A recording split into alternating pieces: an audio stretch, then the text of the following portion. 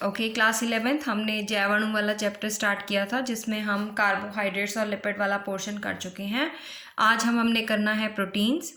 Proteins भी macromolecules होते हैं बेटा। ये कोशिका में पाए जाने वाले सबसे जटिल कार्बनिक यौगिक हैं, राइट। बहुत कॉम्प्लेक्स होते हैं और ये जीवधारियों के शरीर का महत्वपूर्ण घटक होते हैं प्रोटीन्स।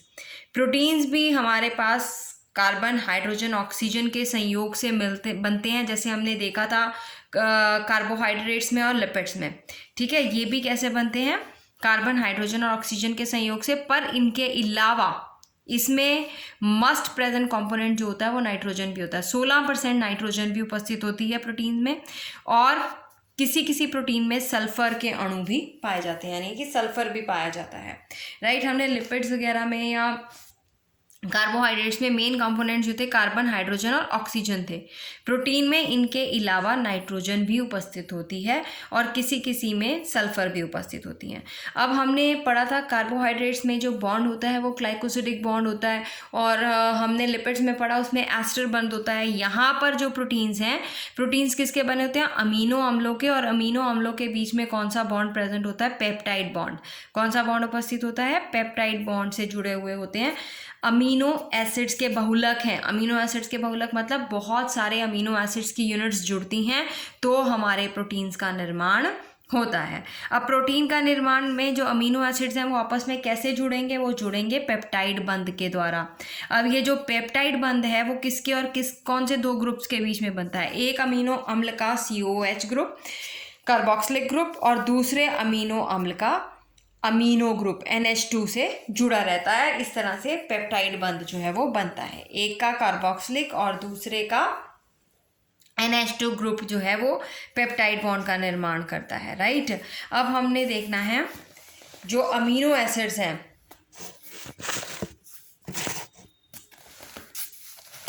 अमीनो एसिड्स का स्ट्रक्चर देखना है और अमीनो एसिड्स की क्लासिफिकेशन देखनी है हमें। हमारे पास जो अमीनो अम्ल है इनका नाम कैसे पड़ा? पहले देखो, अमीन ग्रुप से अमीनो आ गया NH2 ग्रुप से, राइट। और एसिड जो है वो, क्योंकि इनमें कार्बोक्सिलिक ग्रुप भी उपस्थित होता है, COH ग्रुप भी उपस्थित होता है, तो इससे इसका नाम अमीनो एसिड पड़ा।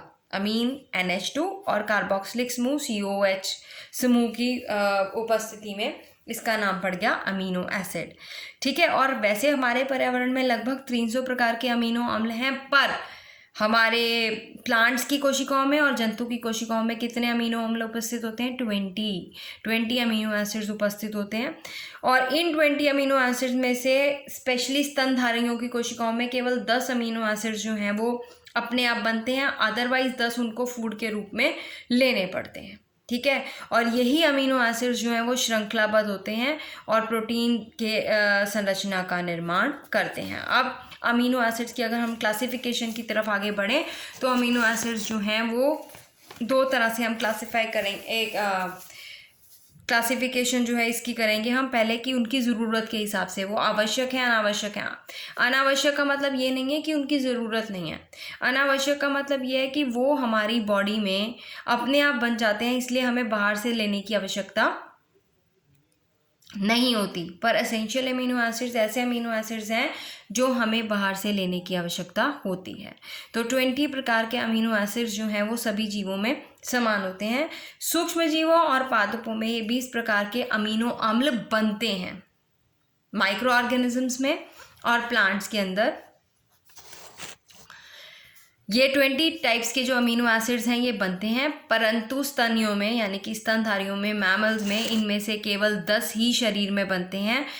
जो 10 शरीर में बनते हैं उन्हें हम नॉन एसेंशियल, अनावश्यक मान लेते हैं। पर जो 10 हमारे शरीर में नहीं बनते वो हमें फूड के रूप में प्राप्त करने पड़ते हैं। ठीक है, तो जो हम भोजन के रूप में प्राप्त करते हैं उन्हें हम आवश्यक अमीनो अम्ल या एसेंशियल अमीनो अम्ल जो है वो मानते हैं। इसमें ट्रिप्टोफैन आता है, मेथियोनिन आता है, फिनाइलएलानाइन आता है, ये सारे के सारे एसेंशियल अमीनो अम्ल हैं। ठीक है, अब आगे देखिए अमीनो अम्ल का आणविक संरचना, मॉलिक्यूलर स्ट्रक्चर। अमीनो अम्ल जो हैं वो क्रिस्टलीय हैं और जल में विलय यौगिक हैं, यानी कि जल में घुल जाते हैं ये। अब ये अमीनो अम्ल में एक तरफ तो अमीन समूह उपस्थित होता है NH2, ठीक है, और दूसरी तरफ इसका कार्बोक्सिलिक ग्रुप लगा होता है।